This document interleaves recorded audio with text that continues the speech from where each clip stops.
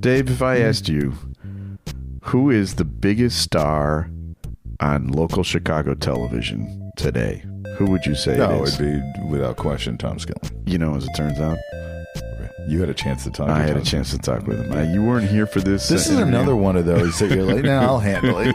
I can tell when there's a star that you really don't want to share.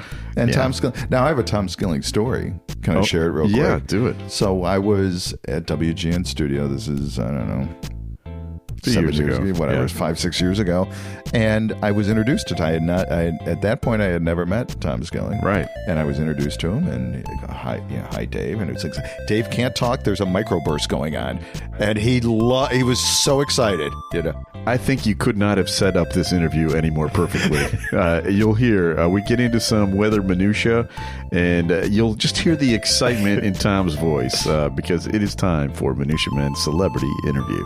The following is a Tony Lasano podcast, an Opie show on the Radio Misfits Podcast Network. This is the Minutia Men Celebrity Interview with Rick and Dave. Okay. So, Tom Skilling, obviously the most famous weatherman in Chicago. I think that's fair to say. Oh, wow. And I mean, you have been here since 1978 at WGN-TV. That's a long time. I'll tell you, Rick, I've seen a lot of weather around here. The first year I started turned out to be the snowiest winter in Chicago weather history. It included the Jane Byrne, Michael Bolandic blizzard. Oh, yeah. And that year, 78, 79, we had snowstorms. The first one arrived December 1st, and we had a snowstorm, I think something like every 2 weeks from that point forward. So by the time the Jane Byrne, Michael Bolandic blizzard came along, we had quite a snowpack on the ground. In fact, if memory serves me correctly, that January featured the deepest cover of snow that had been recorded in Chicago because of the collective storms. So we were really in tough shape. And, of course, Bolandic got up and said, the city is operating the way it always does. And everybody knew, no, it wasn't. We weren't even able to move on the side streets around here. And the poor streets and sand folks and people charged with getting rid of the snow couldn't figure out where to put it all. And I remember they piled it up along the lakefront in various locations, and those piles of snow didn't melt until June. And I remember it was really that. amazing. Yeah. They were like mountains of snow. Mountains. And what was interesting? The Northern Hemisphere had gone through a cooling cycle superimposed on this warm-up that's been ongoing for, over a century. But from the late 40s through the late 70s, Northern Hemispheric temperatures cooled. So collectively, the winters of the 1970s here in Chicago were the worst winters in terms of cold and snow that we had ever had up to that point. And they continue as a group to be the worst decade of winters in Chicago weather history. And our weather history goes back to the Chicago fire because all the weather records up to that point have been burned, and that's why our weather record begins here in Chicago in 1871. All the decades up to that point had been quite docile compared to the 1970s. And the reason we were cooling, it now appears, is because industry started up after the end of World War II, and there were oxides of sulfur that tend to block sunlight that were in the atmosphere. And so we superimposed a period of cooling on what has otherwise been a warming climate. And the decade of the 70s resulted, and of course we in Chicago will never forget those winters because after every snowstorm you had sub-zero cold. That was the year I started, in the era in which I started here, so it was really interesting. Now, obviously, the way you report the weather has changed dramatically since those days. I mean, were you still like using blackboards at that time? Yeah. It kind of was like that, wasn't it? Oh, we had the classic plexiglass board with flow pens that would leak. And, there's a story that John Drury was leading into Harry Volkmann's weather show during this era of flow pens. And Harry hadn't realized it. He put the pen in his pocket and it had leaked. So they're in the toss to weather with John Drury, who had just reported on a plane crash in Poland. And he turns to Harry and starts laughing because Harry's entire shirt was bathed in black ink from this flow pen. And people called and thought he was laughing at the plane crash, and that wasn't it at all. He was laughing at Harry's leaking flow pen that we had all dealt with up to that point. So, yeah, that's the way we did the weather. Either that or we had these little magnetic highs and lows that would blink. There was a polarized light shining down on the weather set, and there'd be this track on which this polarized glass was rotated in front of this light, and it sent down polarized light that made your little magnetic highs and lows appear to blink. So that was the era in which we did the weather in the 60s and 70s. It was kind of gimmicky and everything else. I ended up working with a puppet up in Milwaukee, which was not my first choice on how to do the weather. When I was going to school in Madison, my fellow students from Milwaukee would say, you know what you need? I was doing part-time weather in Madison. You need a puppet. And I said, no, I don't need a puppet. Please. But I was down in Jacksonville, Florida, working at the NBC affiliate for a year, and I couldn't wait to get back to the Midwest, and the phone rang one day, and here it was, WITI Milwaukee, home of Albert the Alley Cat, the puppet. And they said, look, the puppets came in the 1960s from a cartoon show we did in the morning, and he was teamed up with Ward Allen, who did the weather for many years on Channel 6, WITI. And they said, he's going back to the kids' show. We want a more scientific approach to the weather. But would you work with the puppet for a little bit? And the Milwaukee Journal picked up on that and published the fact that Albert the Alley Cat was going back to the cartoon show. And the mail started arriving in bags. I remember one letter in particular said, if you take Albert off, it's like killing our family pet. And literally, Rick, the mail was piled in our news director's office from the floor to the ceiling on that. So that's how I started working in Milwaukee. And at any rate, I hope the era of weather puppets has passed, but it was interesting. I got a kick out of how the viewers there got a kick out of Albert. It was really quite interesting. Now, am I mistaken in my memory, but didn't you also work as a DJ for a while in Milwaukee? Oh, yeah. Well, not in Milwaukee, but I'll tell you, I started in radio only because I'll tell you, I wrote the radio station when I moved from New Jersey. My dad used to commute into New York out there. I was born in Pittsburgh, Pennsylvania. I don't remember that. I only lived there 2 years. And then my dad was transferred out to New York City, and we lived in New Jersey, and he would commute in. I got a weather map publication every day from Washington, D.C. as a kid. It was published by the superintendent of documents there. And I would get it mailed from Washington the next day. And for a young person, the only way you got real weather maps was through this publication. There was no internet back in those days or anything like that. So when I moved out here, my dad was transferred out to Aurora in 1965. I was in the 7th grade.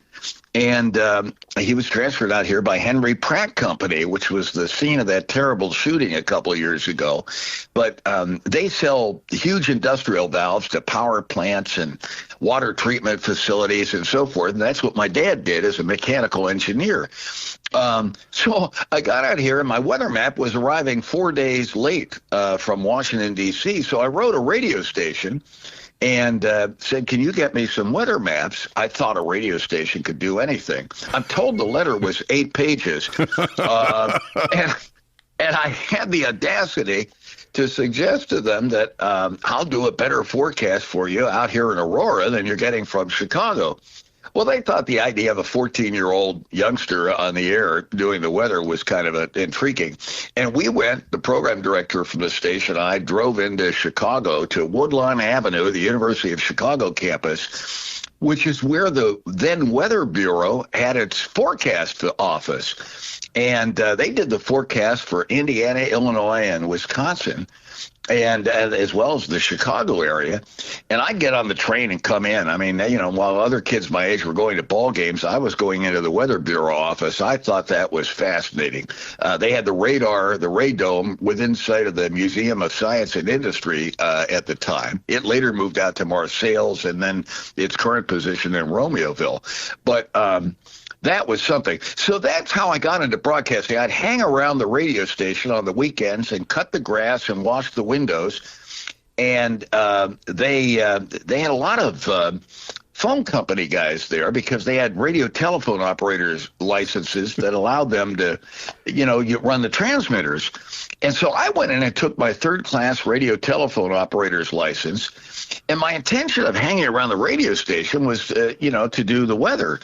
But they put me on the FM station, and so I did DJing there. And when I went up to school at the University of Wisconsin, I did some DJ work there, again, hoping to have a weather show opportunity on the affiliated TV station. And lo and behold, when I went up to Madison, there was a weekend opening, and they put me on the air to do DJing. And the weather guy at the affiliated ABC, they were associated with the ABC affiliate, came down with spinal meningitis 3 months after I started working there, and nobody wanted to do the weather. It was rip and read weather at the time they did in that market. So they said, look, kid, we're going to throw you on the air. You haven't even done an audition. And if you work, fine. If not, that's it for your career in Madison. So that's how I started doing weather when I was going to the University of Wisconsin up in Madison. And the rest is history. I went down to Jacksonville, Florida, to Milwaukee, and then came down here to Chicago. Jacksonville was interesting because I had a chance the Navy hurricane hunters were flying out of there at the time. And I had a chance to fly on one of their missions.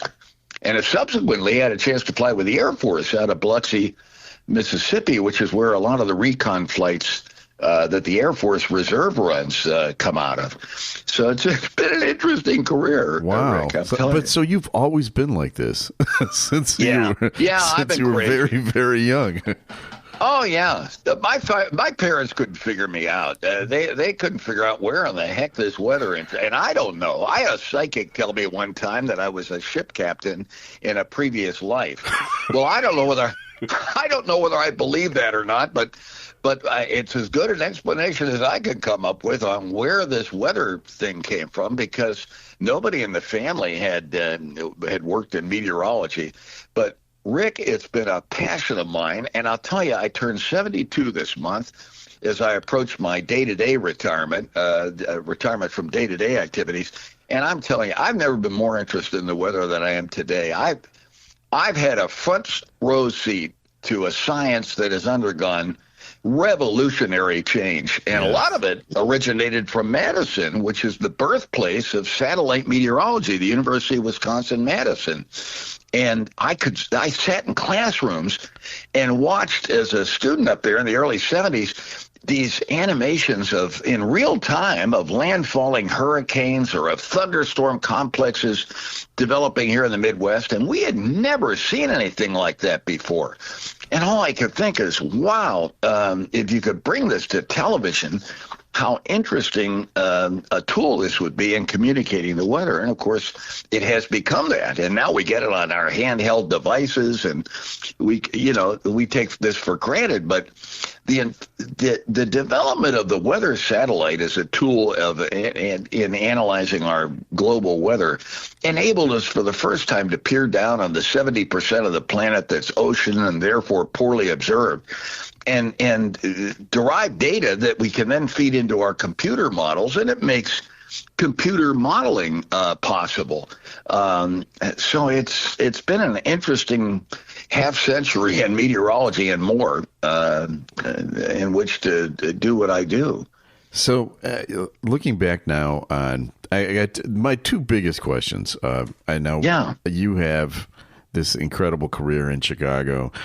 When you look back at it, and now you're heading toward the last few weeks here. What are the memories that stick out to you the most, that have your fondest memories from your time in Chicago? Well, I guess you always remember the major weather events that you covered.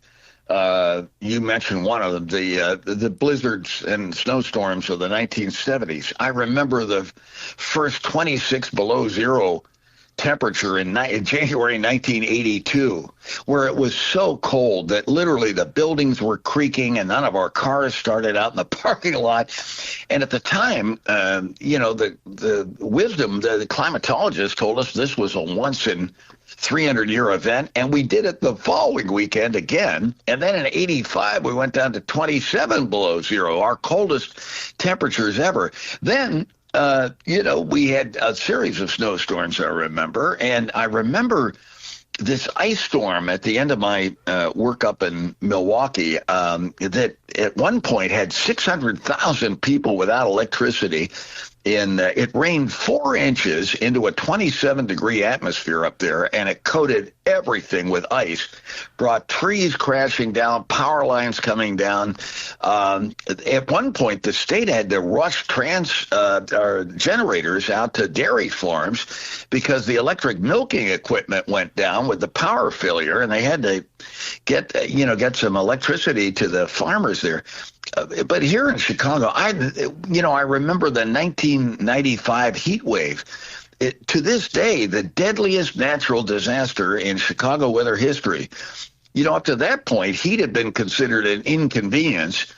And, if you dared complain about a hot day in summer, people would say, hey, it's summer, this happens, right.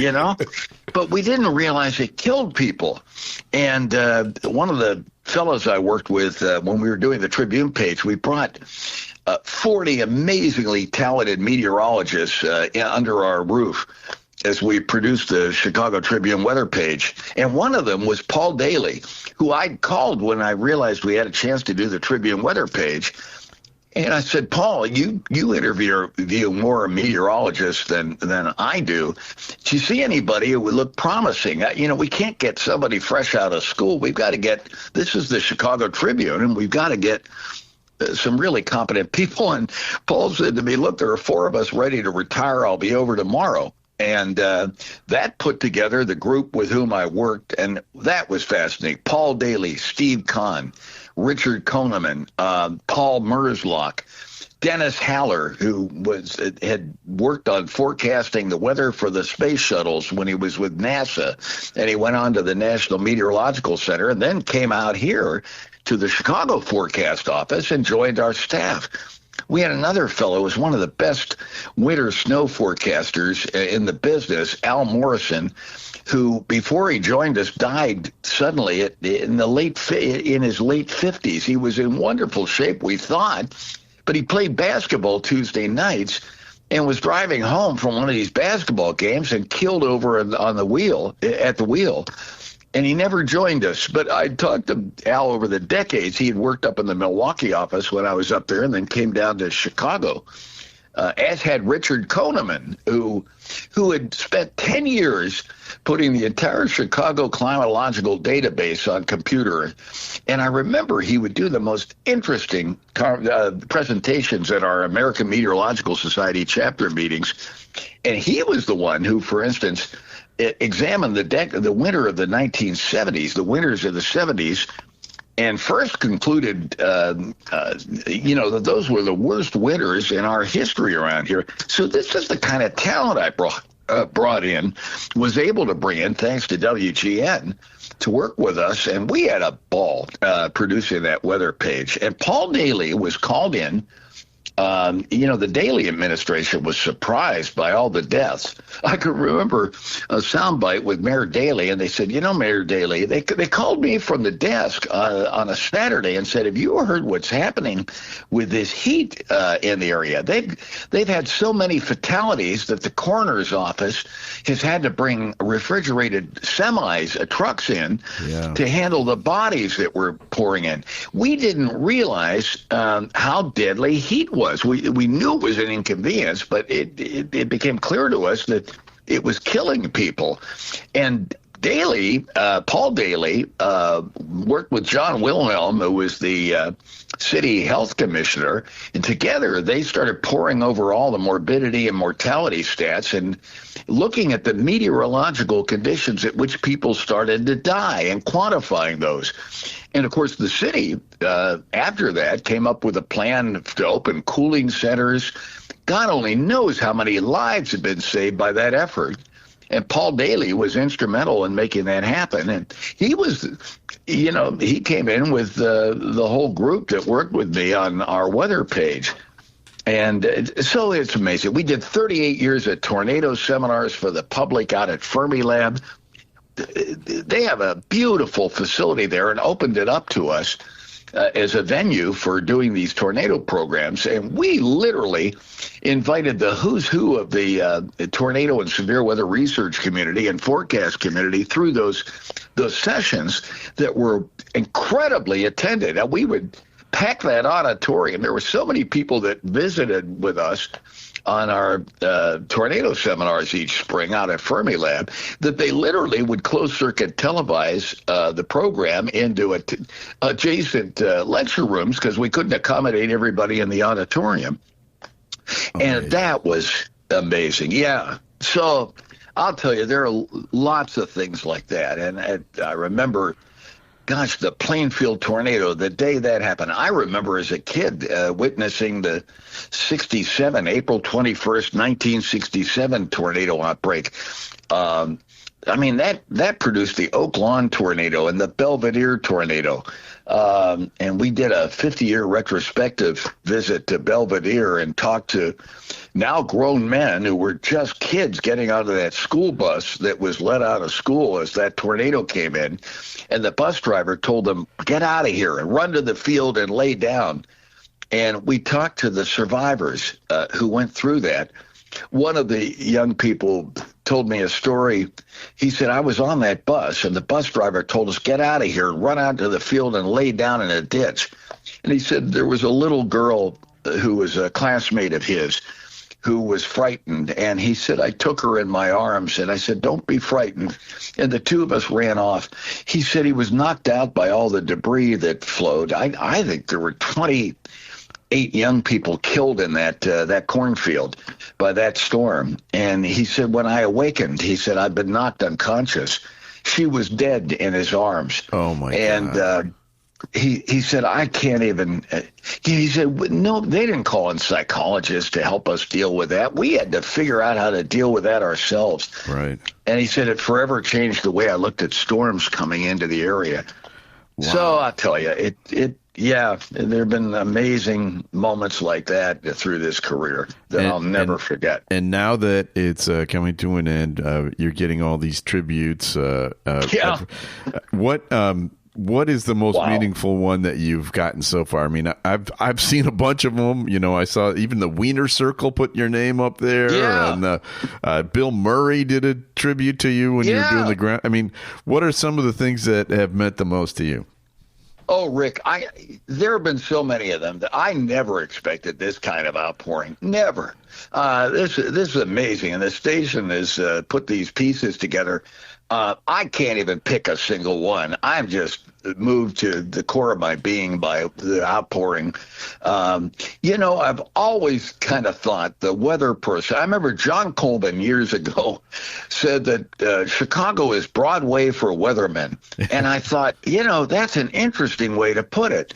I've always thought there's a unique connection between the weather person and the audience in the newscast. We kind of, it's an unusual role that we fill because we're covering a medium, this atmosphere of ours, that has an impact on our everyday lives, whether it's as simple as causing us to dress differently, to deal with the weather that we're going to walk through on the way to work or move to school or work outside in it. So, and there are not two sides of every issue. You're the weatherman. There's one weather, and that we're all living through the same thing, right? Absolutely. It's kind of a unifying experience we go through when we deal with a snowstorm or a tornado outbreak or just the sunny skies after a long period of cloudy weather. I mean, it affects our psychology. We know it affects the way medicines work, whether we're able to work, whether we're able to get to school, or how easily we do that every day. So we have the rather the privileged position of communicating what's to happen with this weather that affects us. So now it's closing up. You're going to walk away from your day-to-day job at WGN. What are you going to do? Are you going to go chase tornadoes? Or are you going to? That Rick is a work in progress. Okay. Let me tell you something. I'm moving into uncharted territory here. I've worked since I was a teenager. I worked every day that I go to work at WGN. I start at 8 in the morning here at home, and I work right through 11 o'clock at night. I go into the station after doing all my pulling down model stuff on from all my computer models and analyzing them and trying to make sense out of what nature may have for us. And the modeling that's done today is stunning. We have such an array and such a data available to us and we really have a fighting chance of figuring out what nature has planned for us in a way that has evolved over my years of doing this. It's an open book what I do. I'd like to speak. I'm even talking to a colleague of mine, Steve Bertrand, who started a travel service. I've been going up to Alaska since 1980. It's been amazing to me to watch the weather and the climate shift up at the high latitudes. I mean, the changes there are just stunning that I've seen in my lifetime. I've been going out to Hawaii. Little did I think I'd ever be doing that, but I've fallen in love with that. I've always had a love of the ocean.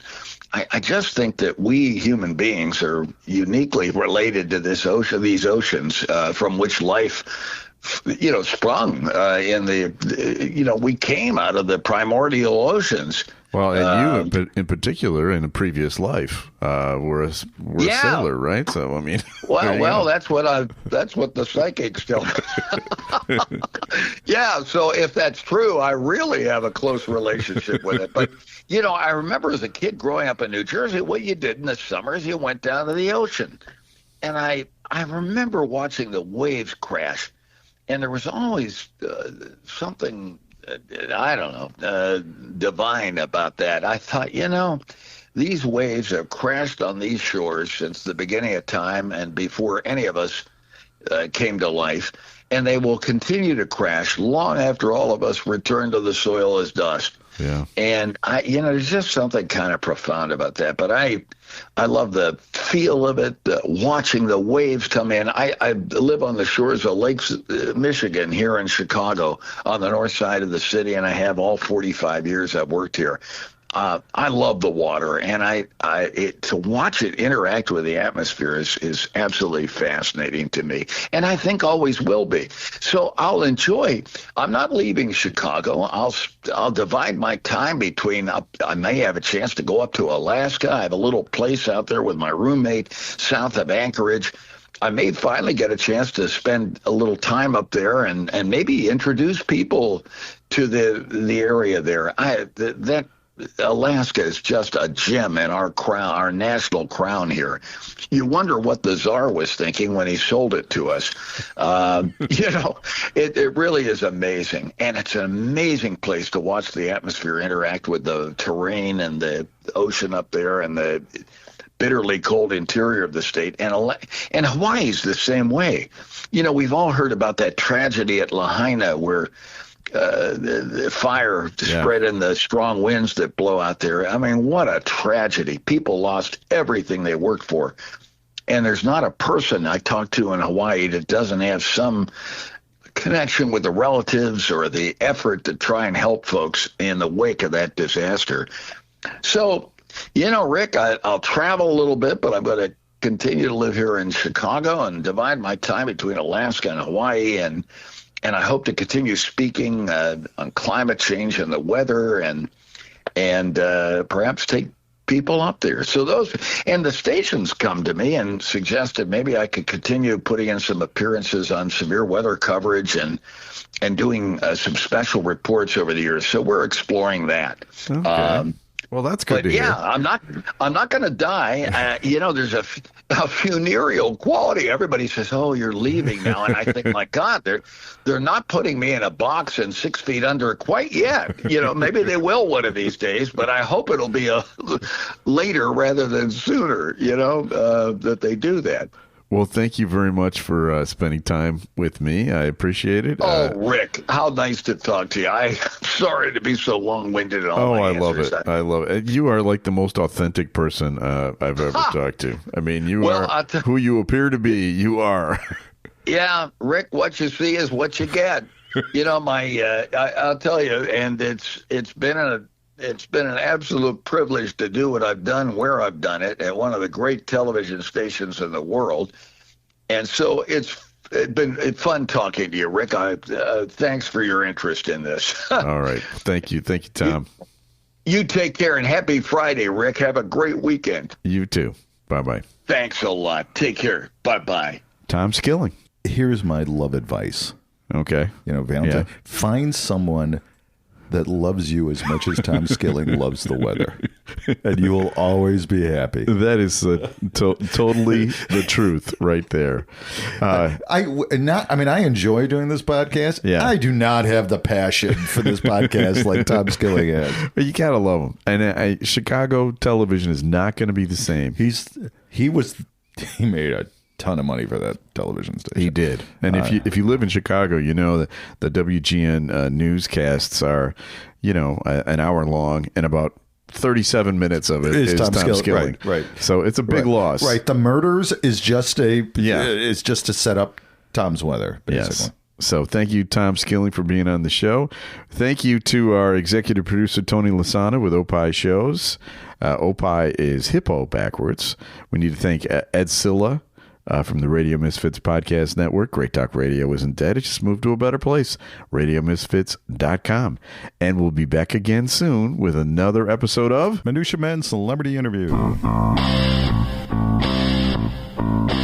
The proceeding was a presentation of the Radio Misfits Podcast Network. Find our other great shows on iTunes, Stitcher Radio, and at RadioMisfits.com. Thank you.